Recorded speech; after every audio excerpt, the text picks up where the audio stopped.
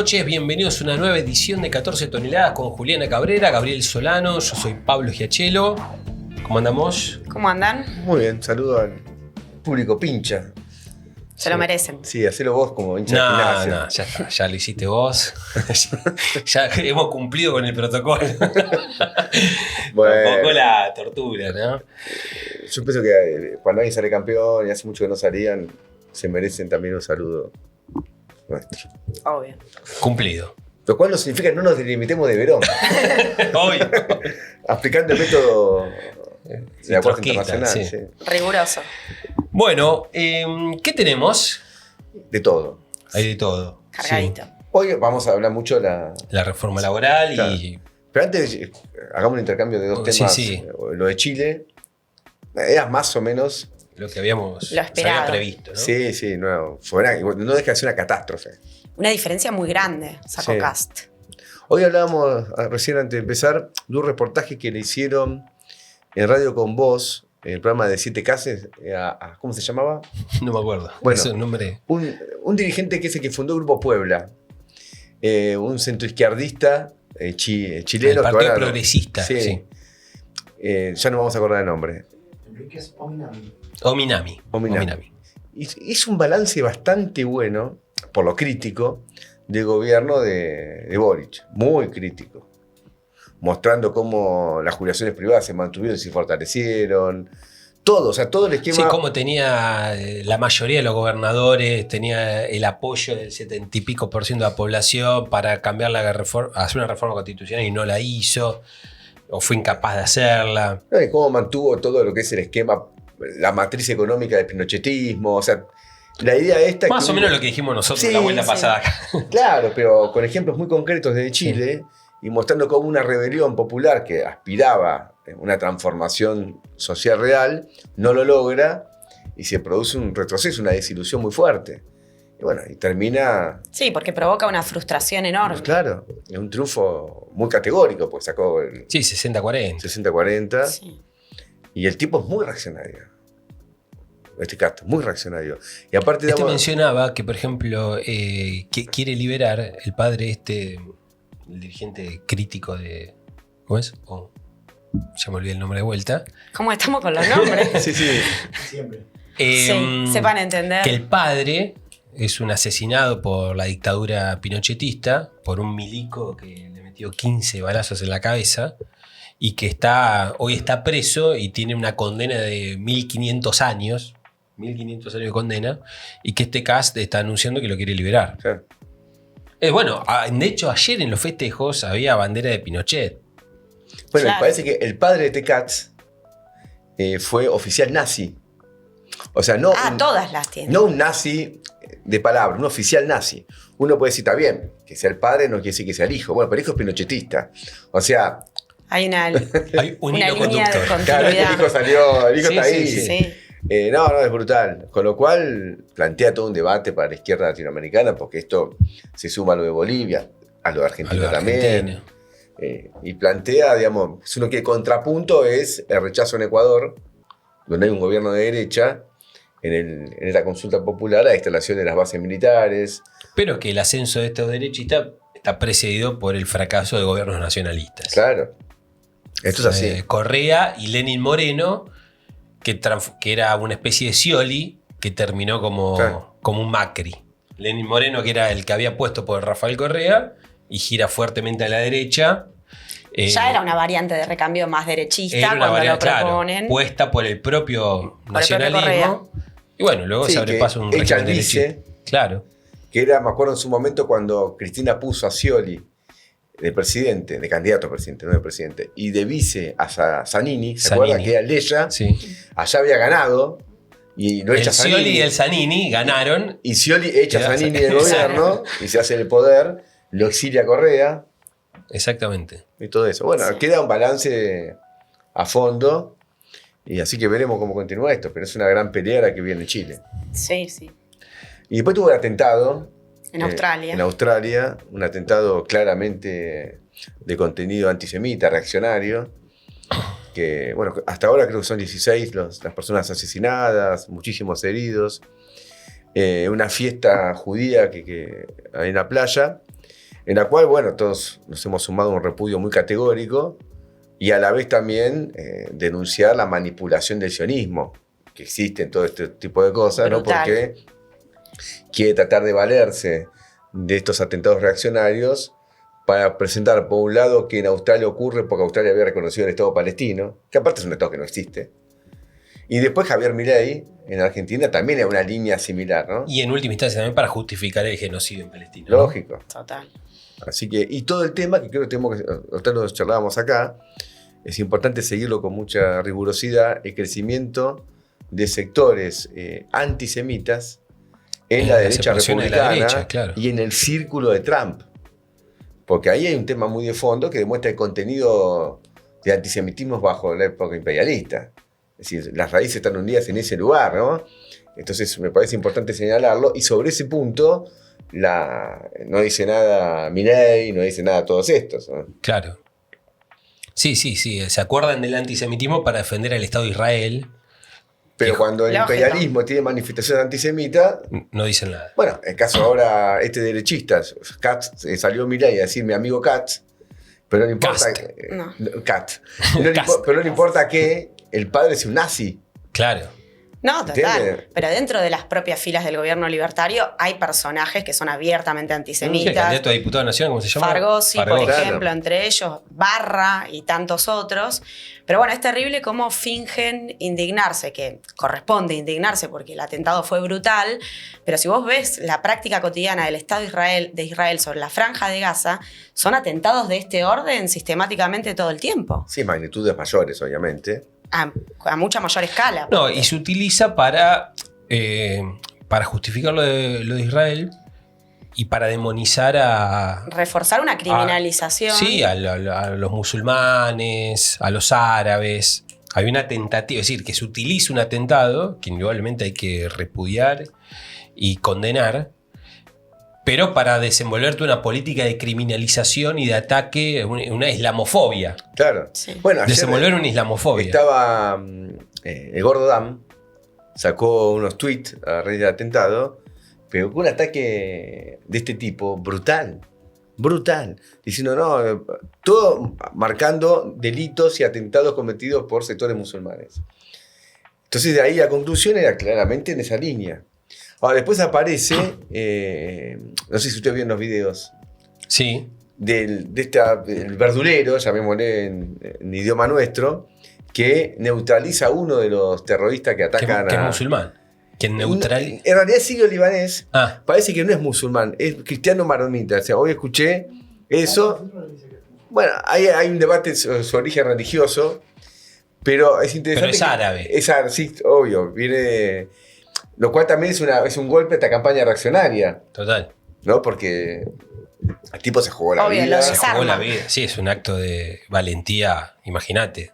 Aparte, ¿vieron lo que era la metralleta con la que Sí, aparte, el otro terrorista estaba? le dispara a él. Él neutraliza al que está disparando, pero el otro lo dispara a él y le pega 2 tiros. Bueno, lo tienen que operar, bueno, podía perder un brazo, sufrió dos tiros, uno en la mano, otro en un brazo. Entonces, mostrando que es una campaña completamente reaccionaria porque el que neutraliza al atacante tiene... Precisamente de origen árabe. Lógico. Bueno, tenemos todo esto. Ahora, ¿qué vamos a ver hoy? Hoy vamos a ver la lucha contra la reforma laboral, el cuadro general. Juli, acá, que es nuestra mujer en el Parlamento, Sabe nuestra todo. infiltrada en el Parlamento burgués. ¿Cómo va a votar el senador de Santiago del Estero? Claro. Es fácil. Vamos a ver un poquito cómo viene la rosca por ese lado. La movilización que se prepara para el jueves, a la cual le ponemos toda la ficha. Venimos de realizar asambleas muy importantes, preparatorias. Claro, preparatorias de la movilización, etcétera, a la cual, digamos que en realidad quien se sumó es la CGT, porque el sindicalismo combativo la había alargado antes la movilización del jueves, y finalmente, bueno, la CGT luego la alarga. Bueno, va a ser evidentemente una movilización Pero sin paro. de importancia, sin paro. Vos querés todo. Quiero poder ir, por ejemplo. Y bueno, y luego vamos a ver un poquito lo de Portugal, que viene como anillo al dedo, porque una reforma laboral muy similar a esta y que desató una huelga general que le está poniendo un principio, un tope a la reforma laboral, con lo cual está marcando un camino también a seguir. Bueno, sin más, antes que nada vamos a decir que hay que suscribirse a Prensa Obrera, que hay que darle me gusta al videíto, que hay que difundirlo, toda la manija que ustedes ya saben. Y ahora sí, sin más, le damos paso a el editorial de Gabriel Solano. Después del triunfo de las elecciones de octubre, Javier Milei logró mejorar su presencia tanto en la Cámara de Diputados como en la Cámara de Senadores, y no solo a partir de los diputados y senadores propios que logró consagrar con la elección, sino que se armó, a partir de este triunfo, una serie de rupturas políticas en partidos políticos que en principio fueron con listas distintas e incluso opositoras a Javier Milei, y que se fueron pasando progresivamente al campo del oficialismo.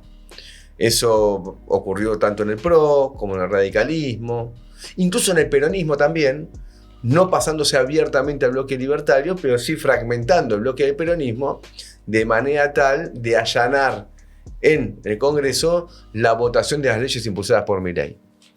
Y la impresión que daba, a partir de ese triunfo, es que el gobierno de Milei tenía un terreno abierto para avanzar con todas las reformas que se proponía sin ningún tipo de oposición, tanto dentro del Parlamento como fuera del Parlamento, es decir, en la calle.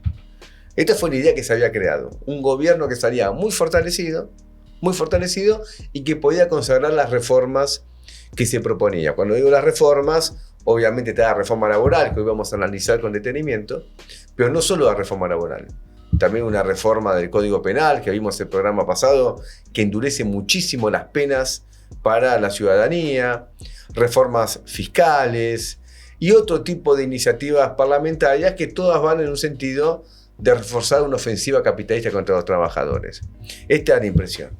Pero ya pasaron varias semanas del triunfo electoral de Javier Milei, y es importante rescatar que lejos de mostrar un gobierno muy fortalecido, aparecen señales de crisis que tenemos que tener en cuenta para relativizar ese fortalecimiento que muchos le atribuyen con un ánimo claramente derrotista. Es un gobierno fuerte, no se puede hacer nada, y por lo tanto para nosotros es importante poner de manifiesto situaciones de crisis que el gobierno está enfrentando, que si bien todavía pueden tener, digamos, un grado menor en la exposición pública, potencialmente plantean problemas muy de fondo. ¿A cuáles me refiero? Una que se conoció la semana pasada, y es muy importante, es que la inflación sigue creciendo en Argentina. El 2,5% de la inflación de noviembre, que se conoció en diciembre, y lo más probable es que la inflación de diciembre sea más o menos similar. Las consultoras que van haciendo cortes semanales ya prevén para diciembre una inflación también del 2,5%, implica un crecimiento de la inflación. Si nos remontamos, por ejemplo, a mayo de este año, la inflación había sido del 1,5%. Y el gobierno decía, nuestro principal activo para que el pueblo nos vote es que logramos hacer retroceder la inflación.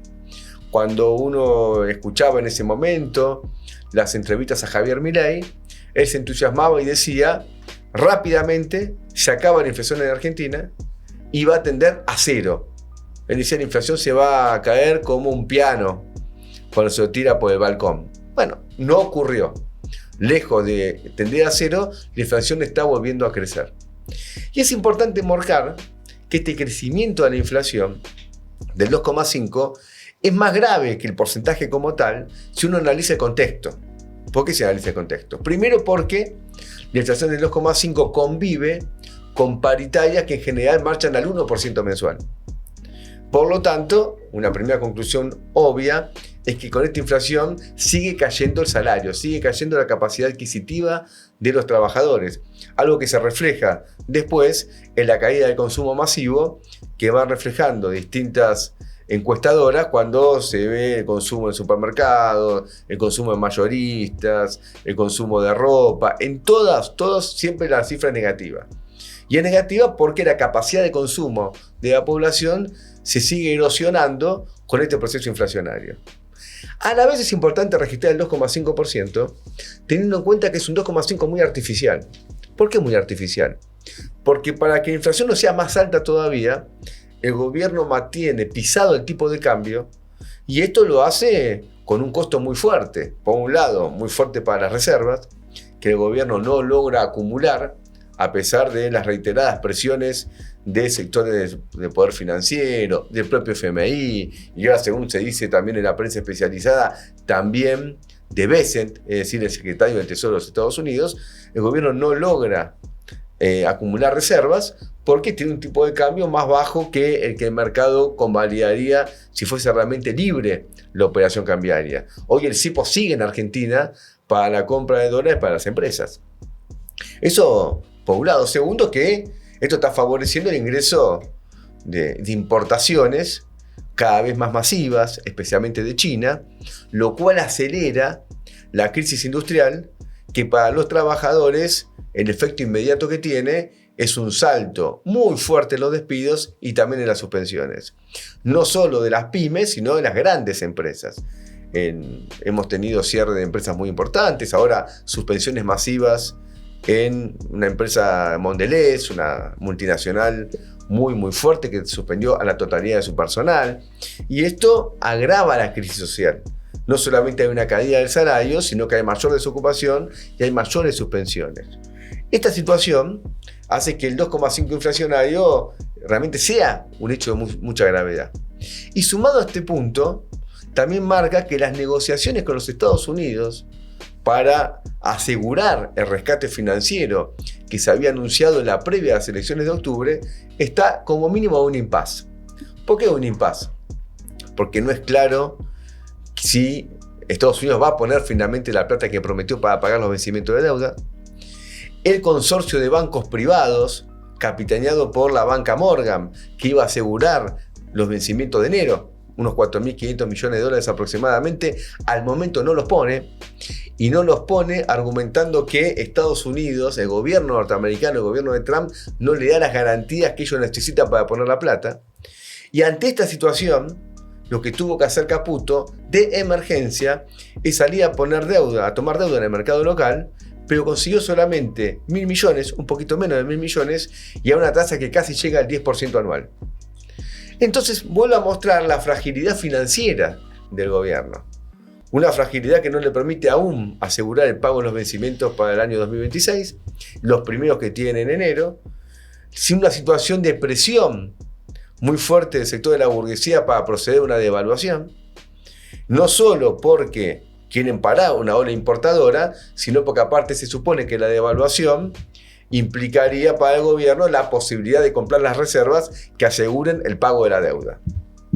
Y el gobierno tiene el temor que una devaluación en un cuadro de una gran crisis social lleve esto a un crecimiento de la inflación y por lo tanto a conflictos salariales, conflictos sociales mucho más agudos. Entonces está de alguna manera afianzado en esta política, pero que es muy costosa y que lo lleva a situaciones de choque incluso con su propia base social. El otro día escuchamos al capo de Techint, a Paulo Roca, en una conferencia que hizo de su conglomerado de pymes, que estaba él junto con Patricia Bullrich. Y Patricia Bullrich, es interesante la conversación, porque Paulo Roca decía: yo apoyo la reforma laboral del gobierno, la necesitamos como clase capitalista. Y todas las pymes que estaban ahí defendían la reforma laboral. Y digo lo de las pymes y lo enfatizo porque hay muchos sectores, incluso dentro de la izquierda, que hablan solo de las grandes empresas cuando cuestionan la reforma laboral, pero no se refieren a las pymes. Y es importante marcar las pymes porque quieren la reforma laboral y porque aparte tienen casi el 80% de la fuerza de trabajo de Argentina. Si le damos a las pymes un régimen de reforma laboral, tendríamos que la mayoría de la clase obrera pierde sus derechos. Nosotros no tenemos esa opinión. Pero volviendo a ese debate entre Patricia Bullrich y Paulo Roca. ¿Qué dice Paulo Roca? Quiero la reforma laboral, pero no me alcanza. Porque con la reforma laboral no voy a lograr parar las importaciones de China.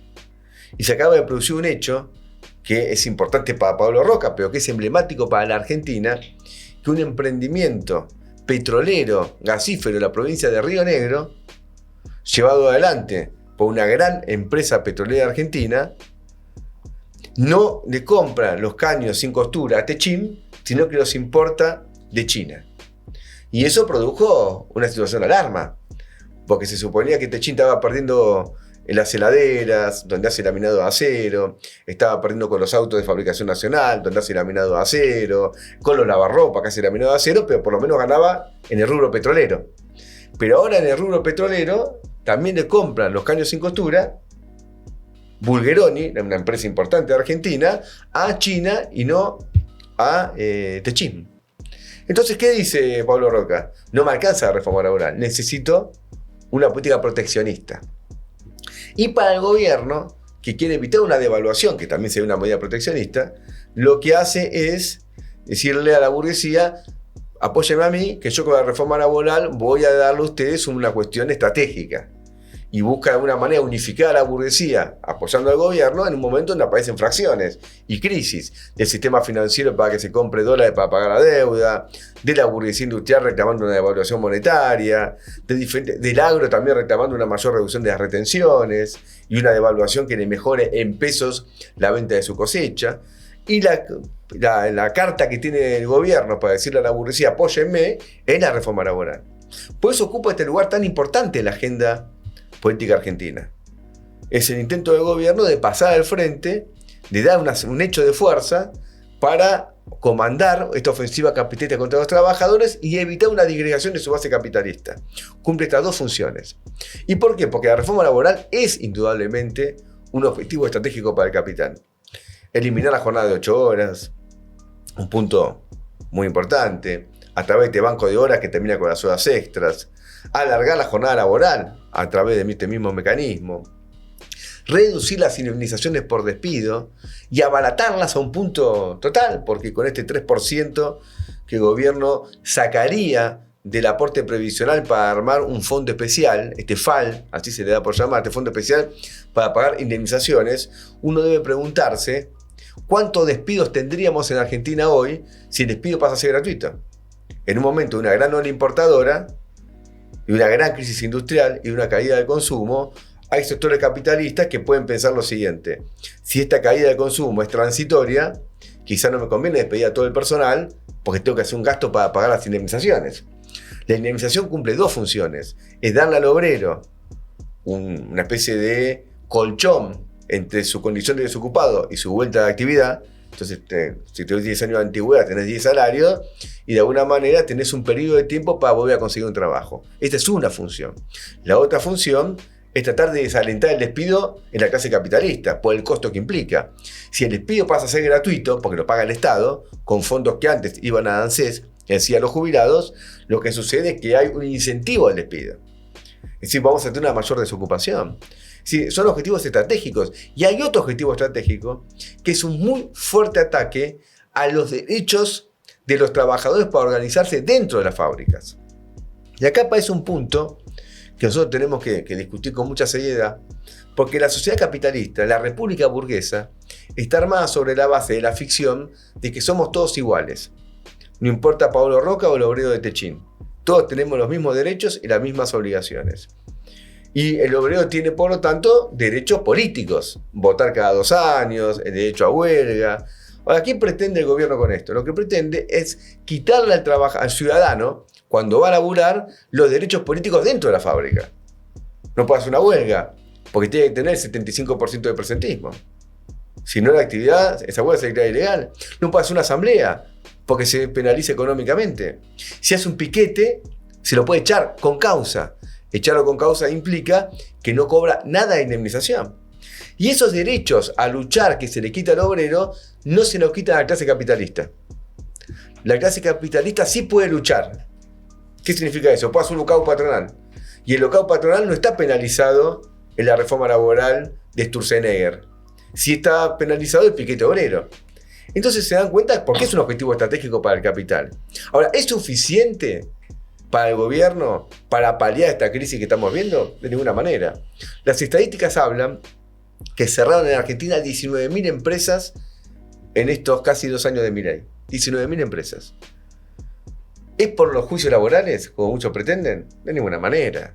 Es por la caída del consumo, la caída de las ventas, el ingreso de las importaciones.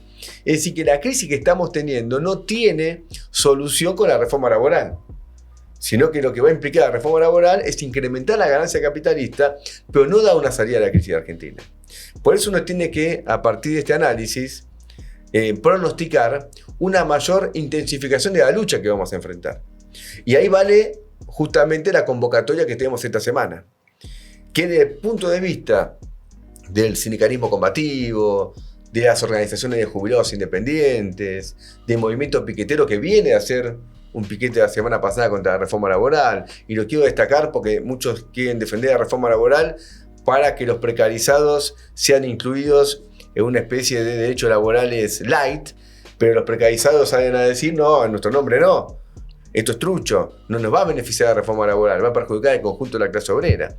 Y nosotros pensando en esto, habíamos ya promovido una marcha para el 18, que desde el Partido Obrero habíamos insistido mucho que esta marcha no tenía que ser el sábado 20, porque iba a ser una marcha ritual por un aniversario, ni tampoco el 19, sino que tenía que ser un día de semana, convocando a los trabajadores, a los sindicatos, para pelear y terciar la situación política.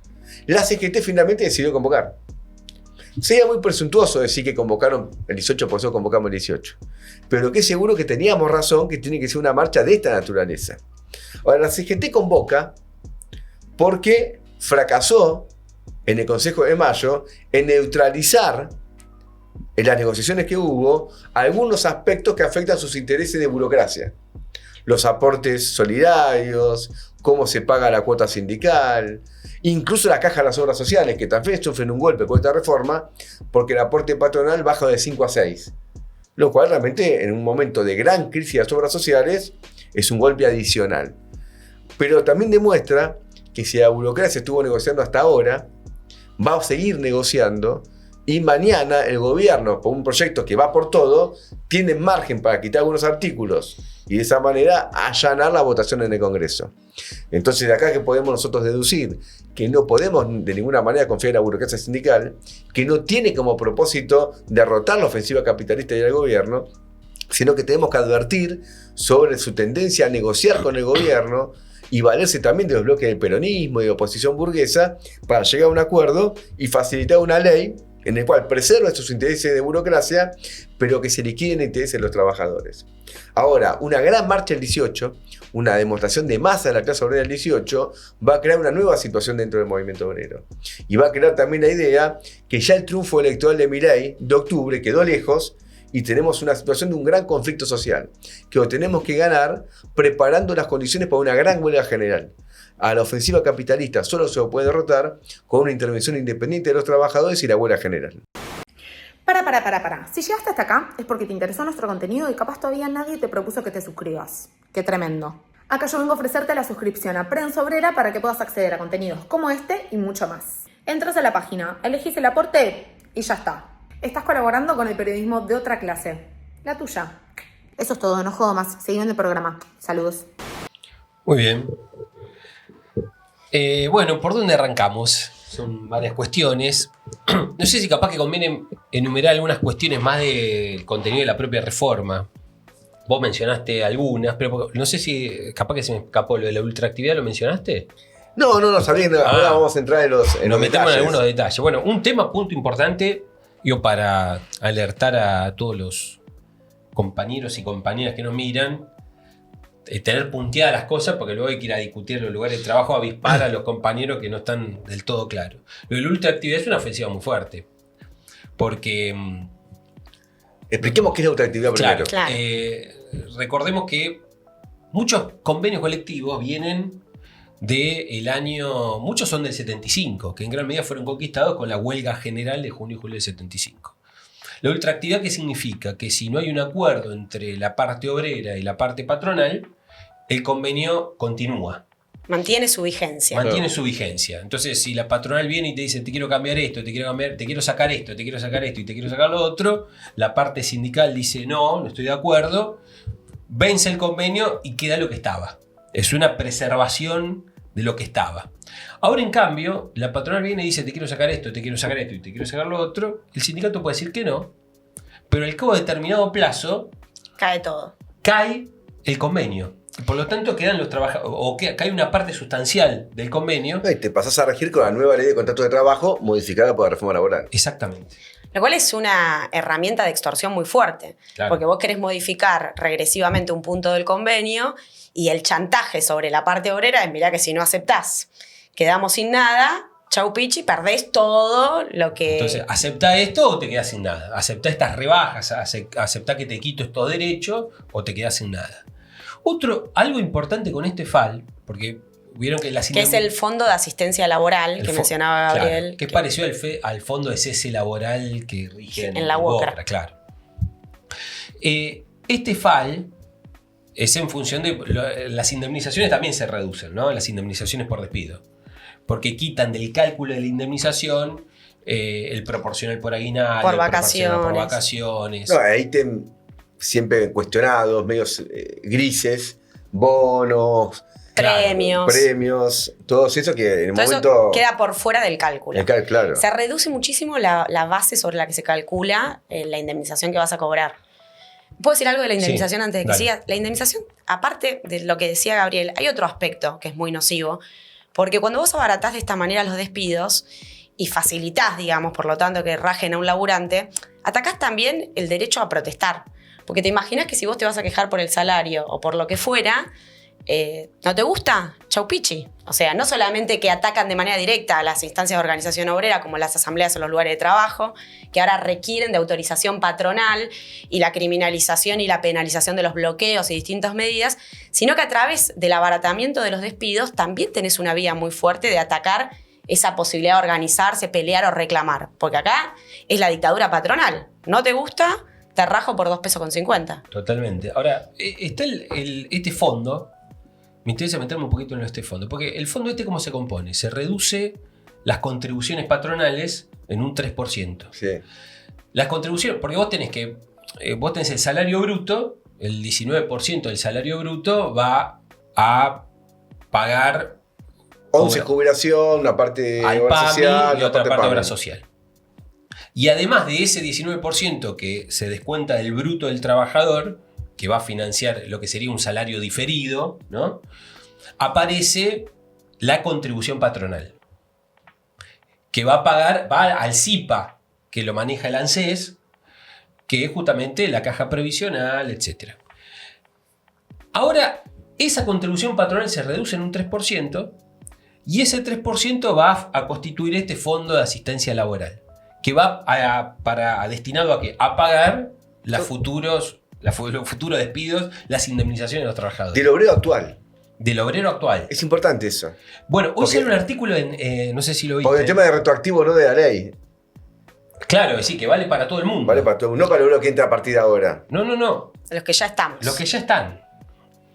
Y hoy sale un artículo en Clarín de Ismael Bermúdez que avispa sobre un problema. Hoy o ayer, no me acuerdo, pero bueno, entre hoy o ayer sale en el impreso y dice: este FAL es un fondo aparte y si la patronal no lo utiliza, queda en una cuenta de la patronal y es de la patronal. Es decir, que va a tener libre disposición de ese fondo. En tanto ¿Así funciona, seguro? Sí, en cuanto hay, por ejemplo... ¿No es un fondo único? Eso, sí, pero va a una caja particular. Bueno, hay un sistema medio ahí complejo. Yo entendí que era... es decir, que toda patronal pone... vos pasas 20 de jubilación. Ahora va a ir 17 a la jubilación y el 3% va al FAL. Sí. Y todo va al FAL, a un fondo único. Si yo no despido, no pido mi parte. Creo que va a una cuenta patronal. De cada patronal. De cada patronal. Mira. Por lo menos Lo lo que que está claro entendí es del que- artículo de hoy, o después investiguémoslo un poquito más, pero habla de un nivel de discrecionalidad de parte de las patronales que se queda con la bueno. guita. Sí. Y si no, también se queda el Estado bajo la modalidad de un negocio financiero que va a ser... Claro, tipo Tipo FJP. AFJP Claro. y eso.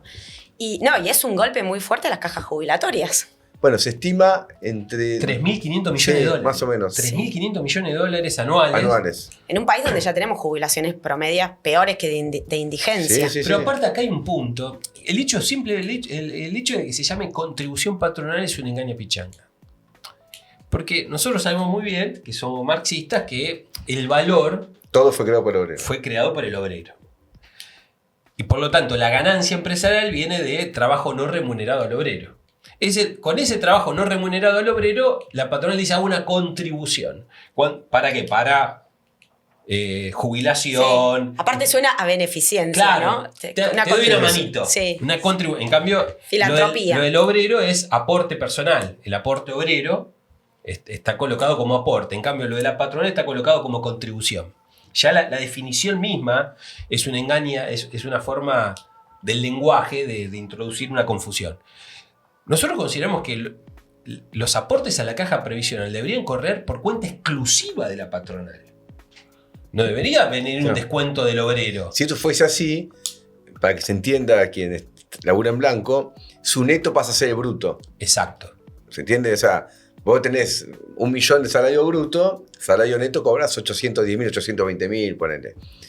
Si vos, la contribución patronal a la obra social, a la jubilación y al PAMI no la hace el obrero, sino que la hace toda la clase capitalista, tu salario bruto es igual al salario neto. Y el capitalista, como es un chanta, ¿qué dice un capitalista? Vos ahora está lleno de capitalistas en los medios llorando. Impuesto al trabajo. Sí. No, ¿por qué te dicen el tipo? ¿Yo un obrero?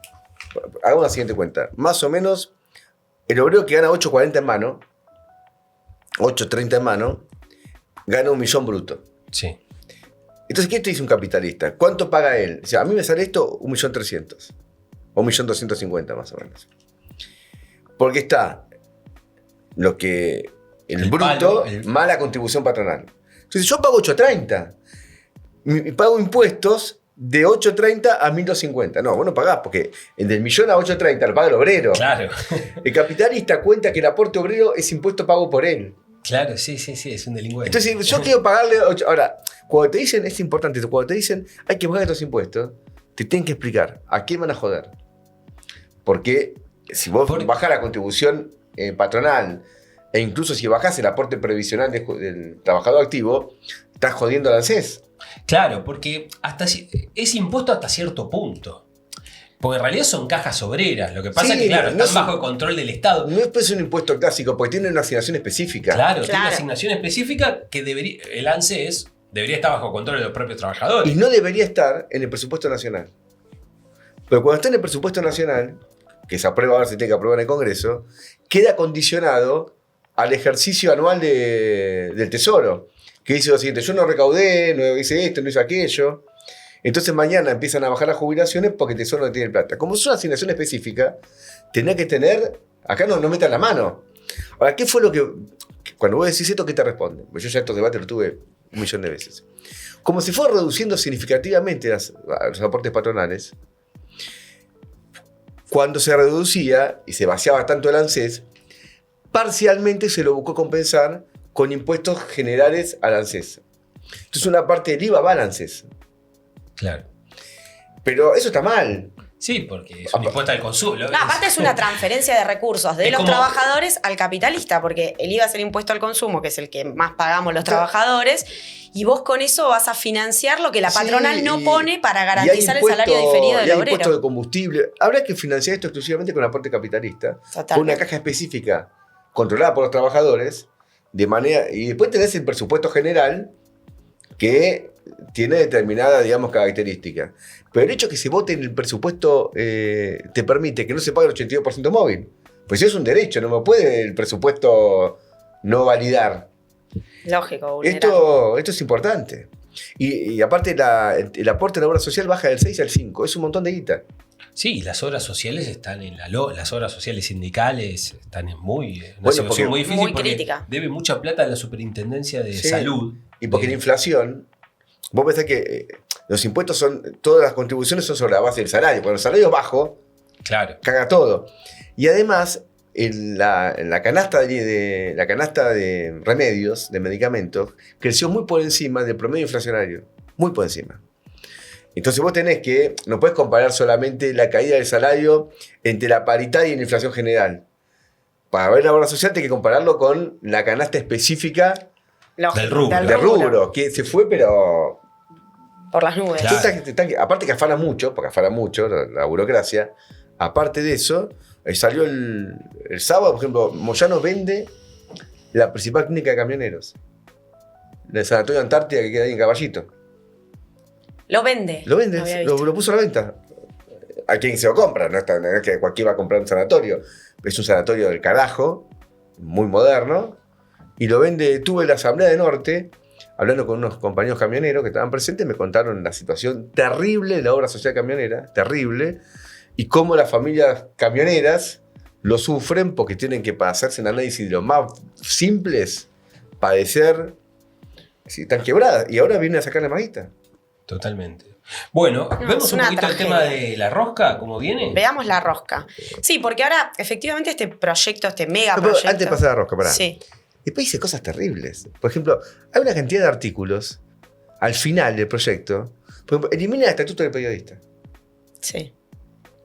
Y así se meten cosas. Saca contribuciones a los barcos de lujo. ¿Qué te queda con la reforma laboral? Sí, sí. Entonces, alguien se hizo el piola y empezó a meter cosas. Metele que es gratis. Meter Dale que que va. gratis. ¿Entendés? Pero de verdad, tiene cosas terribles. Por ejemplo, estatutos especiales se elimina varios. Yo sabía el del periodista, pero no sé otros. No, hay otros, hay otra que era otra chica, no me acuerdo todos. El periodista es el que más salió. Pero es brutal. Bueno, después tenés, por ejemplo, la reforma educativa, que forma parte de este paquetazo, que de hecho elimina el estatuto docente, Claro. por ejemplo. Pero se mete en el foro laboral también. Hay un artículo del proyecto que se mete en el foro laboral. Porque hay un problema que es el siguiente. La justicia tiene un foro laboral específico. El Sí. foro laboral... Que tiene que acatar las directivas de... Bueno, y hay una cámara laboral y todo. ¿Qué es lo que pasó en el último tiempo? Hay una ofensiva del gobierno contra el foro laboral. Porque el foro laboral es jueces que han fallado en general más a favor de los trabajadores. En algunos casos, no siempre. Hubo varias maniobras. Una es colocar al Tribunal Superior de Justicia de la Ciudad de Buenos Aires, que es una justicia distinta, como el Tribunal de Alzada del Fuero Nacional Laboral. Y es un tribunal recontra macrista, muy Sí, patronal. estás al horno ahí. Estás al horno. Estás al horno. Y ahora quieren crear nuevos tribunales de la ciudad con jueces puestos por ellos mismos. Entonces quieren, o sea, la ley mete de todo. Y el tema del juicio laboral es importante porque todo el mundo está llorando por juicios laborales. Yo estuve el viernes en un programa de La Nación Más. La conductora dijo, fui a 2 lugares y a llevar el auto que me arreglen. Pregunté por el mecánico que siempre me atendía. Y estaba el dueño y me dijo, no, ya no está más, pero nos hizo un juicio. Estamos a punto de cerrar. Y después fue a la peluquería y también hizo un juicio el peluquero al dueño. Y yo le digo, ¿le preguntaste cómo lo contrataba? Si te pagaba los aportes. No pregunté. Bueno, Entonces, pero preguntás si pero estaba... no, se mete en este tema. Por eso se porque- mete en el fuero laboral. Sí, y aparte dificulta el acceso a la justicia porque creo que establece la incompatibilidad entre cobrar una indemnización o un salario y tener una demanda judicial en curso. Claro. Sí, y después hay otras rebajas a las patronales, por ejemplo, a los que vienen, a los que contratan el negro, les perdona, les concede una cantidad Sí. de aporte. Y acá manda Tamara, que está ahí. Podés pedir la palabra y decirlo, pero dice lo siguiente, Tamara.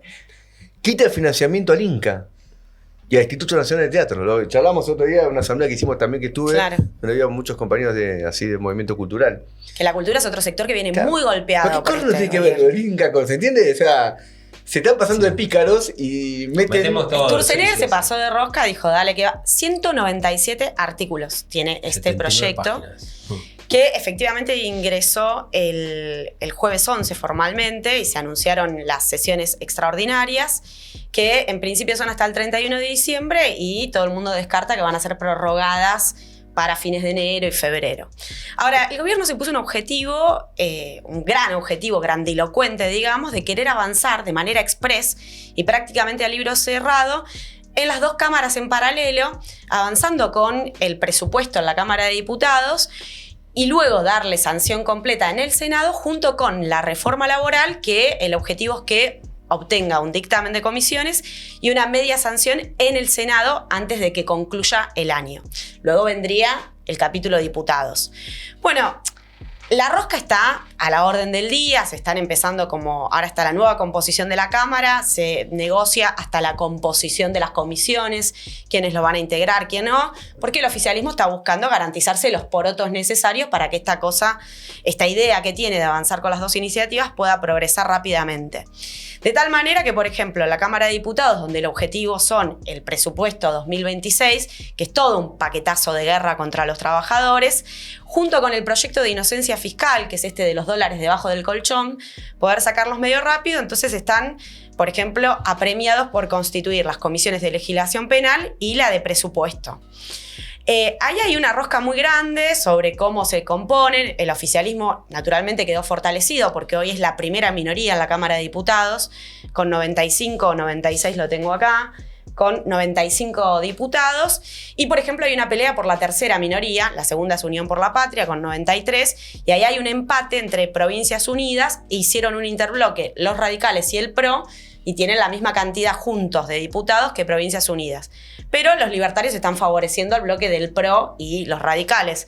Mayormente... Esos radicales más con peluca. Los radicales Porque más... también hay radicales en Provincias Unidas, ¿o no? Claro, exactamente. Los radicales que están en el bloque de la UCR. Y, por ejemplo, en presupuesto uno ve el nivel de arbitrariedades porque se supone que la composición de la comisión tiene que ver con la representatividad de cada bloque y han excluido al Frente de Izquierda, pero, por ejemplo, a los catamarqueños, que son estos que rompen con Unión por la Patria, que son un bloque de 3, el Frente de Izquierda es de 4, les dan un lugar. Y lo mismo ocurre con los de San Juan, que el bloque se llama Producción y Trabajo, también les dan un lugar cuando son un bloque de 2 diputados. Y, insisto, el Frente de Izquierda, que tiene 4, excluido. En principio, el Frente de Izquierda nos darían un lugar en la comisión de Esto es Martín Menem. Esto es Martín Menem. Peleándola, nos darían un lugar en la Comisión de Legislación Penal con Miriam Bregman, que trataría, entre otros, esta reforma penal de la que hablamos. Y en la Comisión de Legislación de Trabajo estaría el compañero Néstor Pitrola, lo cual es muy importante porque por ahí va a pasar seguramente, necesaria y obligatoriamente, la reforma laboral. Bueno, ¿cómo está el tema en el Senado? Que es donde empieza el tratamiento de este megaproyecto de reforma esclavista. Ahí todo está bastante en pañales. En principio, mañana va a haber una reunión que convocó Villarruel con todos los jefes de bloque para que se pongan de acuerdo en la composición de las comisiones. Por ejemplo, se tienen que reunir la Comisión de Presupuesto y Hacienda y la Comisión de Trabajo y Previsión Social. La de Presupuesto y Hacienda, que también quieren darle sanción al presupuesto cuando llegue de diputados, tiene 17 miembros. Bullrich necesita hacerse de 9 para poder obtener un dictamen favorable rápidamente. Y hay todo un debate porque yo decía, quieren avanzar de manera express muy rápidamente. Entonces, mañana se reúnen, se tienen que constituir las comisiones y está previsto que sea este miércoles, este jueves, y si no se logra terminar, incluso extenderlo al viernes o hasta el sábado, se dice, para poder alzarse con el dictamen favorable de la reforma laboral. Que esta semana necesitan tenerlo aprobado porque una vez que aprueban el dictamen, necesitan que transcurran 7 días para poder tratarlo en el recinto y obtener la media sanción, que en estos plazos sería para el lunes 29 o martes 30. Entonces, ahí hay un montón de discusiones, por ejemplo, sectores de la oposición que querían que haya expositores para alargarlo y que haya como 100 expositores. Bullrich del otro lado dice que, bueno, que podrían admitir hasta cerca de unos 30 para que les den los tiempos expositores, pero sobre todo la cosecha de los votos, que es lo que más importa en este momento. No, y digo otra cosa más, hay también una discusión porque como este proyecto es tan abarcativo e involucra aspectos impositivos, la Constitución establece, predetermina, que todo lo que es materia impositiva tiene que dar inicio en la Cámara de Diputados. Entonces ahí también se habilita toda una discusión porque ellos lo están empezando por el Senado. Y bueno, hasta incluso en algún medio leí que el gobierno podría barajar, separar una cantidad de artículos en una ley aparte para no crear lo que después es la inseguridad jurídica de que esto sea judicializado por un vicio de origen no constitucional de cómo debería haber sido tratado. Ahora, bueno, aparentemente el gobierno estaría no tan lejos de los votos necesarios. Ustedes piensan que en la Cámara de Diputados en la Cámara de Senadores son 72 senadores. Uno obtiene, con la mayoría más 1, se necesitan 37 votos, que incluso podrían ser 36, porque está el episodio Lorena Villaverde, que ustedes recuerdan que fue denunciada por causas de narcotráfico, estuvo presa en Miami. Ella actualmente es diputada, tenía que asumir como senadora, y como no le aprueban el pliego por todo este trasfondo de las causas judiciales, no alargó la banca de diputados para quedarse con algún puesto, y está vacante ese en el Senado. Entonces, quizá con los 36, hay quienes dicen que frente a esta nueva composición, quizá con 36 logra obtenerlo. Ellos tienen 18 senadores propios de La Libertad Avanza, 3 del PRO. Después está Paul Troni, que en su momento era el presidente del bloque de La Libertad Avanza y se separa y arma un bloque propio en una reyerta que tuvieron, pero sigue siendo de ese palo. Formosa, ¿eh? Sí, no, Formosa, sí. Sí, creo que Formoción. Ahí vamos 22 con Poltroni. Claro. Después está Luis Juez, que tiene su bloque propio, pero que también Dijo que iba a votar a favor. Dijo que iba a votar a favor. Luego empieza, por ejemplo, 23. vos en la UCR tenés un bloque de 10. Y ahí se dice, algunos dicen que bueno, hay 6 que están seguros, otros 4 que estarían cotizando en bolsa, o no se sabe qué, pero porque aparecen objeciones. Lozada, por ejemplo, Carolina Lozada, que participó del Consejo de Mayo, que es recontra aliada de Milei, está pidiendo, como ella es periodista, que se exima del proyecto de reforma laboral la eliminación del estatuto del periodista. Entonces, bueno, hay rosca. Sí, pero Lozada gana con Milei. Lógico que sí. Pero bueno, ahí hay como discusiones. Después están los que son favorables a una reforma, pero están diciendo, che, a libro cerrado y de manera tan express, con tiempos tan acotados, no.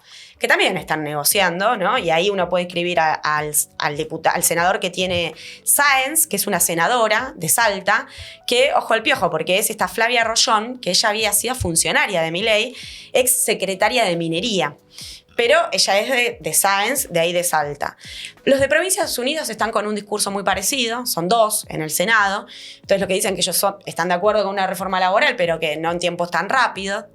Y bueno, lo que uno puede leer entre líneas es esto de las negociaciones, que ya parecen datos. Lo de Santa Cruz también. Los de Santa Cruz también, que algunos dicen que estarían siendo presionados por los gremios, porque ahí tenés la actividad petrolera muy fuerte. Ellos vienen de ahí, aparte. Claro.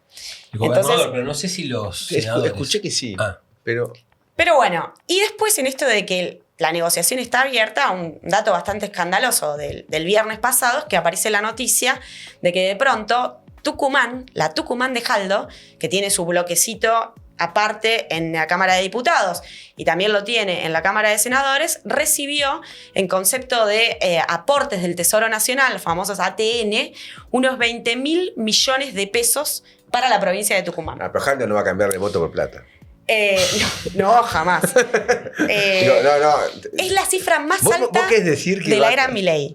La cifra más alta. ¿Vos estás Y queriendo ojo, decir que sería una especie de cometa? y ahí ellos tienen la senadora Beatriz Ávila y tienen 3 diputados. Y leyendo un poquito más sobre este asunto de los Beatriz es ATN. una principista. Sí, a lo Groucho Marx. No, lo que leía sobre, claro, en noviembre el gobierno otorgó 0 pesos de ATN a ninguna provincia. Se los está reservando y como entre enero y noviembre de 2025 solo ejecutó el 15,3% de los fondos que corresponden a las ATN. Tiene un remanente sin ejecutar de 728.615 millones de pesos que naturalmente están a disposición de la compra de voluntades y la discrecionalidad. ¿Pasa que Santilli con esa plata lo que puede hacer? Bueno, aparte de lo que hace para él mismo, ¿no? Santilli está muy activo, digámoslo, se está reuniendo con los gobernadores. Con los últimos que se reunió fue con Jalil de Catamarca, del peronismo, con Orego de San Juan, donde aparte le están reclamando que avance, que está contenido, y todavía no se presentó el proyecto, pero lo pusieron en los temas de extraordinarias, con la modificación y la eliminación de la ley de glaciares, con el discurso este de que quieren promover las inversiones en el rubro, etcétera. Todo el paquetazo está en negociación. Pero bueno, no está lejos de los números que necesita. Aparte, por ejemplo, el de Corrientes, que responde a Valdés, estaría votando en ese campo. Lo mismo vale para los misioneros, que son 2. Milei tiene muy buena relación con Pasa el Agua. Y luego, para lo que no alcance, hay billetera, evidentemente. Aparte, es el Senado de los Cuader. Se renovó un sector, pero no cambió ese carácter. Y aparte, el carácter de cueva de conspiradores contra el pueblo por parte de la clase capitalista. ¿Cuál es la conclusión de todo esto? Ninguna confianza en el Parlamento, A a luchar. las calles, a luchar. Ahí Che, está. ya te pasás a Portugal. Acá tenemos el folleto. Sí, Está piola, ¿eh? muy pedagógico. Muy pedagógico. Aparte es interesante porque se escribió antes de que salga el ¿Qué proyecto pasó? de ley. Que lo muestres a la cámara. Acá, miren. Tiene todo, explica. Está en Prensa Obrera la página, pero bueno, ustedes saben que está gratis, pero Vos lo podés tener en papel así, hermoso por 1.000 pesos. Nada también más. suscríbanse. Y suscríbanse, y colaboren. Dicho sea de paso, hay 2 artículos que salieron hoy en la prensa. Uno de Néstor Pitrola, donde explica todos los detalles del presupuesto, que está muy bien. Y otro de Romina del Pla, que comenta el ataque brutal a las escuelas técnicas. Las eliminan. Sí, prácticamente las desfinancian, las eliminan una cantidad de artículos. Es un ataque muy fuerte en toda esta línea del gobierno de ataque a la educación y también en particular a a la industria. Bueno, atendiendo a este problema. ¿Qué pasa en Portugal? Atendiendo al problema de la necesidad de no tener ninguna confianza en el Parlamento burgués y colocar todas nuestras expectativas en la capacidad del pueblo a sublevarse contra estas leyes antiobreras, tenemos que observar lo que pasa en Portugal. Porque hubo una huelga general extraordinaria, justamente porque se presentó un proyecto de ley muy parecido a este, incluso con puntos muy similares. Por ejemplo, el tema del banco de horas. Está Que se suscriban en Portugal a Prensa Obrera. Claro, que se suscriban en Portugal. Y hay un artículo ahí de Gustavo Montenegro en Prensa Obrera. Y es interesante porque quien impulsa, el artículo lo escribe Gustavo Montenegro, pero quien impulsa este proyecto de ley es Luis Montenegro, que es el primer ministro de Portugal. ¿Coincidencia? No creo. No lo creo. Un tío lejano, siempre fue reaccionario. Y el sobrino rebelde. El sobrino rebelde, claro. Ahora bien, ¿cómo viene la mano?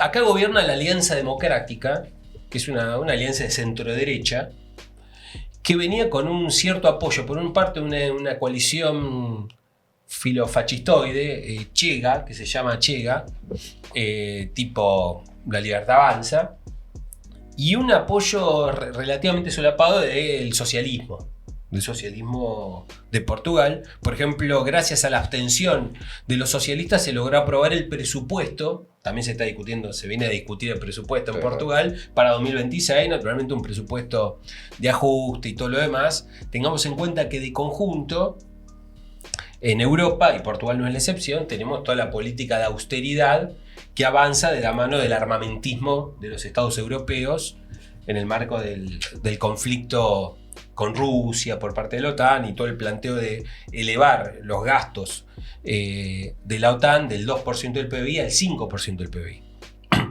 Y aparece este proyecto de ley de reforma laboral, que por ejemplo establece despidos individuales, la nulidad de las sentencias judiciales que plantean la readmisión o la reinstalación de un trabajador que haya sido despedido por discriminación. Que también está acá en la reforma de Milei. También está acá.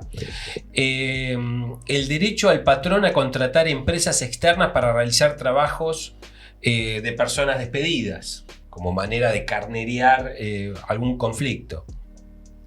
El banco de horas. Hay un banco de horas justamente y termina con las horas extras. Bueno, una reforma laboral profundamente antiobrera, y empieza un proceso de agitación obrera, de agitación en los lugares de trabajo. Habían salido unas encuestas a principios de diciembre que señalaban una tendencia fuerte a la adhesión, y la adhesión alcanzó un nivel sin precedentes. Es la primera huelga general en 12 años, paro general, ¿no? Lo que nosotros acá conocemos como el paro activo nacional, paro con movilización. En 12 años, la anterior había sido efectivamente en 2003, había habido una anterior en 2012 en el marco de la lucha contra la austeridad de la Troika. ¿Recuerdan? ¿No? Fue un ajuste brutal de Portugal. Muy, muy fuerte. Que luego de un gobierno derechista con todo este ajuste brutal, asume un gobierno del Partido Socialista que cuenta con el apoyo del comunismo y del bloque de izquierda. Con el apoyo parlamentario de esos bloques, todo eso concluye en un fracaso, como pasa ahora en Chile, y lleva al triunfo de esta centro-derecha. O más bien derechista, ¿no? No tan de centro. No tan de centro, claro. Pero, por ejemplo, la CGT, la CGTP, CGT de Portugal, que tiene mayoría comunista en la dirección. Hay dos centrales ahora, la UGT de mayoría socialista y la CGT de mayoría comunista. Por ejemplo, la CGT calculó 3 millones de huelguistas de una fuerza laboral de 5.300.000. Es decir, un parazo. La UGT incluso calculó aún más la participación obrera. Por ejemplo, se paralizó todo el transporte público. Se paralizó el metro, el subte de Lisboa. Directamente cerraron las puertas. Los trenes que no estaban sujetos a servicios mínimos quedaron totalmente paralizados. El aeropuerto de Lisboa, se habla que se cancelaron 400 vuelos en el aeropuerto de Lisboa. Cerraron las escuelas. En una cantidad de hospitales se cancelaron consultas, cirugías programadas. La basura quedó sin recogerse, se paralizó el transporte y recolección de residuos. Se paralizó la principal fábrica de filial de Volkswagen, Auto Europa, que es la mayor exportadora del país, quedó completamente paralizada. El viernes 12 siguió en algunos gremios, como es el caso del Sindicato Independiente de Trabajadores de Organismos Públicos, es decir, los sectores estatales siguieron el viernes 12 y también el sector de enfermeros. Es decir, que fue realmente una huelga extraordinaria con movilizaciones muy importantes. Esto llevó a un reculo del gobierno. El gobierno que pretendía sacar esto, hoy no está claro que la reforma progrese. Es un llamado de atención muy importante para la clase obrera argentina. Una huelga general en Portugal, no está dicho que, bueno, listo, se cayó la reforma laboral, las patronales van a tratar de avanzar, pero señales de esto es que, por ejemplo, la ultraderecha, estos de Chega, que equivale a basta, ¿no? Sería la traducción del portugués, que estaba claramente en disposición para aprobar la reforma laboral, ahora dicen, bueno, ciertas simpatías con los reclamos, hay aspectos y toda la pelota. Entonces, es evidente que hay una retracción y se está rebarajando a ver cómo se hace pasar esta reforma, pero indudablemente ha sido un golpe fuerte la intervención de la clase obrera en la escena. Naturalmente, las conducciones de estas centrales obreras son conducciones burocráticas y bueno, ya hay un principio de reculo. El gobierno llamó solo a la UGT a negociar, cuando la posibilidad de paralización del país no solo recae en la UGT, que es la central bajo dirección socialista, sino también en la CGT, que es la bajo control comunista. Solo llamó a una de las dos centrales que aceptó, ya medio dando cuenta de una cierta división del movimiento, y dice, bueno, vamos a negociar. Hubo una declaración de Mourão, que es el secretario general, dice, bueno, las negociaciones deben acercar posiciones y debe haber concesiones de ambas partes, ya está medio entregando. Pero lo importante es el impacto de la intervención obrera en el proceso. Impresionante. Y esto también empalma con una intervención más general del movimiento obrero europeo, porque tuvimos varias huelgas en Bélgica, 3 días consecutivos de paro en Bélgica, y también de movilizaciones y proceso huelguístico muy importante en Italia, que nosotros lo de Italia lo veníamos siguiendo bastante, lo mencionamos en varias ocasiones. Probablemente todo esto, también lo hemos señalado, pero lo de Bélgica, lo de Italia, lo de Portugal, es de los aspectos... En Francia también hubo protestas masivas. Bueno, son de los aspectos más importantes de la situación mundial, ¿no?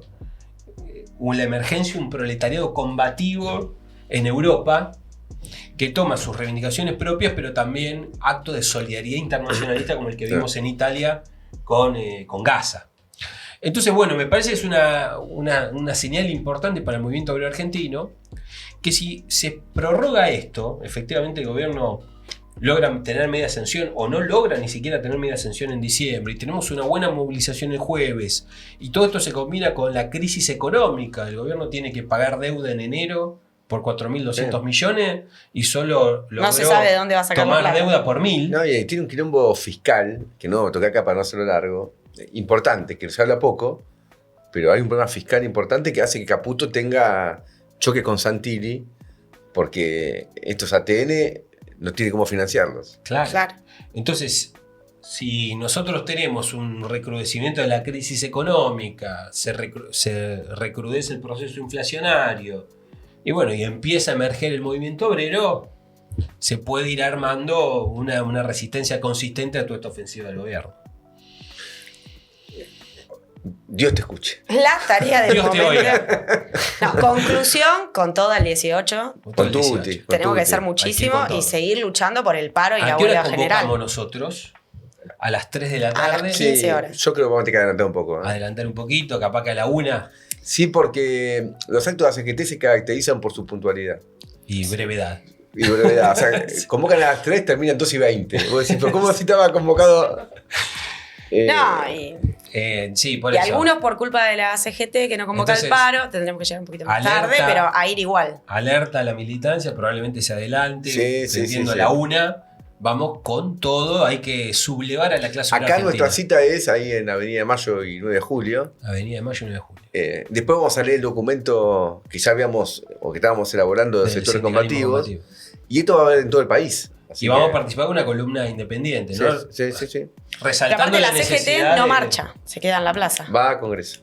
Perdón, a Plaza de Mayo. Ah, Claro. va directo a Plaza de Mayo, Sí. no es que hay una movilización. Y aprovecho para el lunes 22, que va a ser nuestro último programa. En el Frente de Izquierda estamos discutiendo, falta poner las últimas precisiones, pero una marcha por Venezuela. Que habíamos comentado Que acá. habíamos comentado, sería eso el 22. Digo, Está muy bien. atendámoslo porque la situación de Venezuela es Sí, grave, sí, sí, es grave. escalando. Y bueno, tenemos que hacer una acción política de Frente de Izquierda. Muy bien. Muy Bueno, importante. vamos a los premios. Vamos a los premios. Bueno, nominados. Tutum. No, ¿Puedo- por un puedo lado- golpear ahora? No, hay que golpear la mesa, Gabriel. Pedí permiso. Tami siempre nos insiste, yo acá lo refuerzo. Bueno, naturalmente Bullrich, que hay que decir que la nominamos muchas veces, pero siempre por su accionar represivo. Ahora Patricia Bullrich está debutando como senadora con todo este paquetazo antiobrero. Ella en primera persona es la que está al frente de la rosca.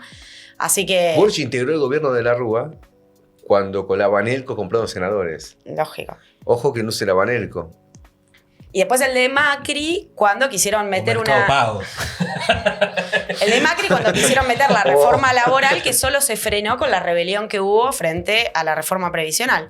Así que bien nominada a las 14 toneladas está Patricia Odiamos Bullrich. Sí, ¿cómo la odiamos a Bullrich?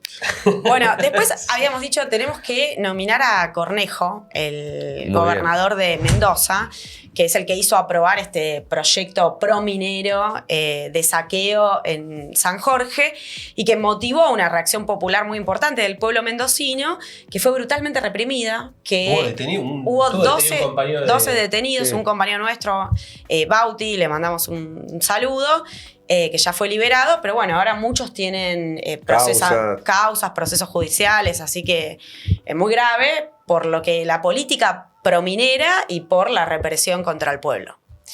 Y después Y- habíamos dicho Chiquitapia, Ah, chiquita. Chiquitapia. que es también, ¿viste? Hace mérito. ¿Qué te parece? Hay que dejar de robar por 2 años. La cantidad de autos de lujo, bienes. ¿Sabes que este 50 Porsche? No. Sí, sí. Uno piensa como pobre, yo digo, ¿cuánto paga de seguro? ¿Viste? Uno piensa, lo tiene que llevar a lavar, lo lava él, ¿cómo es? Un empleado solo. Es obvio que tiene un ejército Claro. de empleados para... Solo Tiene para una- dar los autos. Tiene una mansión de 5 hectáreas, 5 hectáreas, son 5 con helipuerto, y está todo a nombre de una jubilada que gana la mínima. Un escándalo. Tiene los Porsche, todo la señora. Nada, es ridículo. Un escándalo. Pero bueno, ¿contra quién vamos? Contra Bullrich. Corresponde porque, a Bullrich. sí. Ojo, y ninguna confianza en Cornejo ni en Chiquitapia. No, pero el problema que tenemos Sí, los trabajadores sí. en esta etapa es Hay derrotar una cosa esta interesante. reforma. Acaba de denunciar el gobierno al AFA porque no pagaba las contribuciones patronales. Lo cual es interesante porque con esta reforma hace un blanqueo generalizado. Claro, que cínico. O sea, Chiquitapia dice, pará, no pasa nada, ahora aprueben el proyecto Sí. y entra en el blanqueo. El Chiquitapia es malo porque no paga las contribuciones patronales. El resto de las patronales no son malas aunque no paguen las contribuciones patronales. Es una cosa de loco. Bueno. En las redes en la semana las 14 toneladas. ¿No? Ah, eso es muy sí, sí. importante. Bueno, escuchen, esto es muy importante. Que nadie se vaya, ¿eh? Nadie se vaya. Sí. En esta semana, por redes sociales, vamos a hacer una votación. Vamos a candidatear a los 10 soretes más importantes del año, a quienes les hemos entregado el premio de las 14 toneladas. Así que se puede votar a quién vamos a darle las 14 toneladas Anuales. anuales. Sea como revista Gente, va a ser Claro. la fiesta del año, porque el próximo lunes 22 Es el último programa. de este año, después De este volvemos, año. no, no van a... Sí, sí, ya tuvimos un acuerdo ahí con la ¿cómo se llama? Con la producción, ¿eh? Con la producción, sí, sí. Sí. Se suscriben, bueno. Sí, hay que suscribirse. Claro, porque- depende No de- diga, pero se van a suscribir. Suscríbanse igual, no importa si volvemos o no volvemos. Camaradas, nos vemos. Adiós.